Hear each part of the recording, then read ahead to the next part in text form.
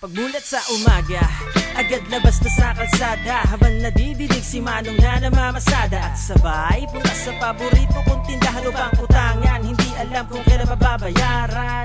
At tuloy-tuloy ang buhay, ganyan talaga. Kung ayaw mong humantong, ang sitwasyon parang nasa hukay. Kailangan kumayod para umahon. Hindi yun nakatulala, kalaman tol maghapon. At bigla kang mapapaisip ang lahat. Paano makaalis sa mundong kaibigan?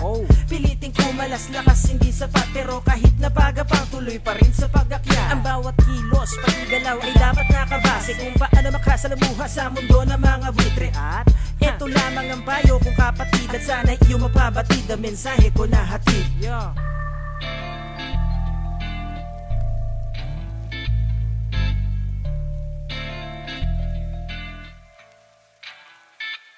Napakainit na pagsalubong sa'kin ng umaga. Talaga namang lisay nakakawalang gana, dahil merong obligasyon, malayong destinasyon, masikip na daanan at dumadaming populasyon. May nangihingi pa ng rasyon na makaraos sa maghapon. Araw-araw na yata nilang misyon, tila wala ng ambisyon sa buhay. Di ba naiintindihan bawat pangyayari may kanya-kanyang dala na leksyon.